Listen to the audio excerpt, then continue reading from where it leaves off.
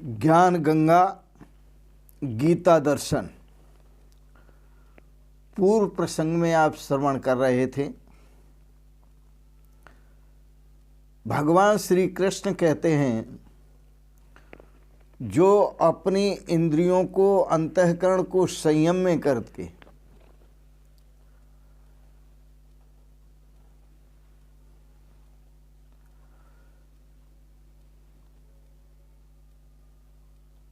प्रभु का चिंतन करता है, उसी को श्रेय मिलता है।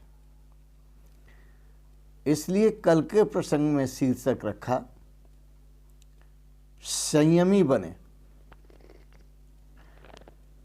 यदि आप संयमी बनते हैं, अगला प्रसंग प्रारंभ करते हैं। नियतम कुरु कर्म त्वं कर्म ज्यायो हि अकर्मणः शरीर यात्रा पीचते न प्रसिद्धेद कर्मणः। भगवान श्री कृष्ण कहते हैं, संयम के बाद नियत कर्म को करो। अब नियत कर्म क्या है? नियत कर्म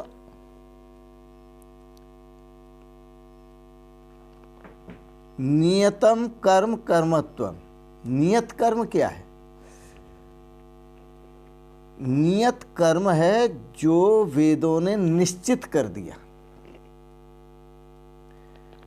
नियत कर्म है जिसमें कभी कोई परिवर्तन नहीं होता। नियत कर्म का मतलब निश्चित कर्म, और वह कर्म कौन सा है? वह कर्म चौथे अध्याय में भगवान ने बताया कि जिस कर्म को करने से मोक्ष से अशुभात, तू अशुभ से मुक्त हो जाएगा। और अशुभ क्या है? जन्म और मरण। तो जन्म और मरण ये अशुभ है, इसलिए मोक्ष से अशुभात यदि तू नियत कर्म का आचरण करेगा तो अशुभ से मुक्त हो जाएगा, जन्म मृत्यु से मुक्त हो जाएगा। श्लोक देखें भगवान क्या कह रहे हैं। नियतम कुरु कर्म त्वं कर्म ज्यायो हि अकर्मणः शरीर यात्रा पीचते न प्रसिद्धेद कर्मणः। भगवान श्री कृष्ण कहते हैं, कर्म न करने से, कर्म न करने की अपेक्षा कर्म करना श्रेष्ठ है। कर्म न करने की अपेक्षा कर्म करना श्रेष्ठ है। और कर्म करना श्रेष्ठ है, इसलिए मैं तुझे कहता हूं, नियतम कर्म कुरु। शरीर यात्रा पीचते न प्रसिद्धेद अकर्मणः। यदि तू चाहे कि मैं कर्म न करूं, तो ये शरीर की यात्रा तेरी पूरी नहीं होगी, पूर्ण नहीं होगी। शरीर यात्रा पीचते न प्रसिद्धेत। ये जो शरीर की यात्रा कर रहे हो, यह शरीर की यात्रा सिद्ध नहीं होगी। इसकी सिद्धि, शरीर की दो तरह से यात्रा है। एक शरीर प्राप्त किया, यात्रा करते रहे, कर्म करते रहे, फिर दूसरा प्राप्त किया, फिर यात्रा करते रहे, कर्म करते रहे, फिर तीसरा प्राप्त किया। ये शरीर की यात्रा चल रही है। लेकिन इस यात्रा का अंत नहीं आएगा जब तक तू नियत कर्म नहीं करेगा। इसलिए तू नियत कर्म कर।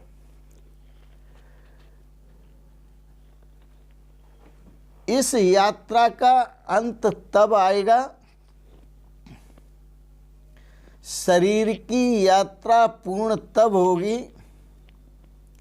जब तू पूर्ण तत्व परम पिता परमात्मा को प्राप्त कर लेगा सोहम भाव से। वह परमार्थ तत्व मैं ही हूँ, इस भाव से जब प्राप्त कर लेगा तभी तेरी यात्रा पूर्ण होगी, नहीं तो ये शरीर की यात्रा पूर्ण नहीं होगी। अकर्मणः, यदि तू ये नियत कर्म नहीं करता है तो ये शरीर यात्रा पूर्ण होने वाली नहीं है।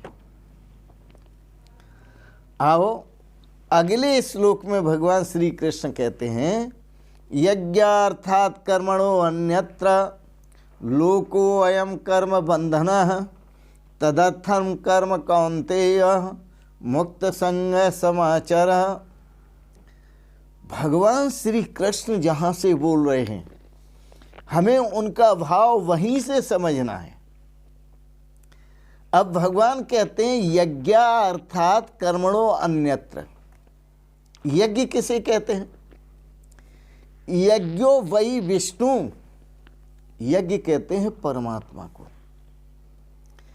यज्ञ कहते हैं विष्णु भगवान को। विष्णु विष्णोति व्यापनोति विष्णु, जिसने ये समस्त विश्व ब्रह्मांड का विस्तार किया, जिससे विस्तार हुआ, और जो स्वयं इस समस्त विश्व ब्रह्मांड में व्यापक हो गया, यज्ञ वही विष्णु। यज्ञ नाम परमात्मा का है।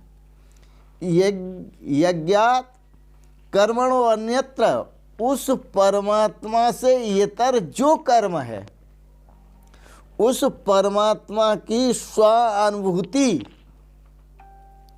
उस परमात्मा की ब्रह्म आत्मिक अनुभूति से इतर जो कर्म है वह लोको अयम कर्म बंधन है। वो पूरे समाज का जो कर्म है वो बंधन कर्म है। बंधन ऐसा, बार बार जन्मो और बार बार मरो, बार बार जन्मो और बार बार मरो। तो शरीर से जो कर्म किए जाते हैं वह बंधन के कारण है कर्म। और यह शरीर जो मिला है, बड़े भाग्य मानुष तन पावा, सुर दुर्लभ सद ग्रंथन गावा। देवताओं को भी दुर्लभ है, इसलिए दुर्लभ है कि इस शरीर को प्राप्त करके ही यात्रा पूर्ण हो सकती है। तो यात्रा पूर्ण करे, तदर्थम कर्म, तत् अर्थम कर्म, तत् नाम परमात्मा का, परमात्मा के स्वरूपगत अर्थ करें, परमात्मा के स्वरूपगत कर्म करें। तदर्थम कर्म कौन्तेय मुक्त संग समाचार।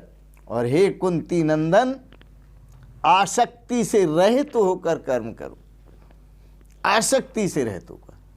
और जब आसक्ति से रहित होकर कर्म करोगे, आसक्ति का मतलब अहमता ममता को त्याग कर जो कर्म किए जाते हैं।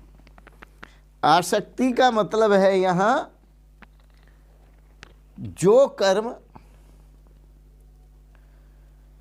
फल की इच्छा से रहित होकर, भोगों की कामना से रहित होकर, वासना से रहित होकर जो कर्म किए जाते हैं, उन्हीं कर्मों के लिए भगवान प्रेरणा देते हैं मुक्त संग समाचार। उस कर्मों की भोगासक्ति, वासना आसक्ति, अहंकार आसक्ति से रहित होकर कर्म कर। और जब तू रहित होकर कर्म करेगा तो वह बंधन का कारण नहीं होगा, तू सदा के लिए मुक्त हो जाएगा। मोक्ष से अशुभात, इस प्रकार कर्म करेगा तो तू अशुभ से मुक्त हो जाएगा और अपने जीवन में श्रेय की प्राप्ति करेगा, कल्याण को प्राप्त होगा। इस प्रकार भगवान श्री कृष्ण ने अर्जुन को दार्शनिक विचार दिए। आपने इन दार्शनिक विचारों को श्रवण किया, इसके लिए बहुत बहुत अनुग्रहित है। एक बात जरूर कहेंगे, ओम सर्वे भवन्तु सुखिनः, सर्वे सन्तु निरामयाः, सर्वे भद्राणि पश्यन्तु माँ कश्चित् दुख भाग भवेत्। ओम शांति शांति शांति। आपने दार्शनिक विचारों को श्रवण किया, इसके लिए बहुत बहुत अनुग्रहित हैं। आप इनको सब्सक्राइब करें, लाइक करें और शेयर करें। अंत में आप सभी को सादर प्रणाम करते हुए ओम शांति शांति शांति। शिवोहम शिवोहम शिवोहम।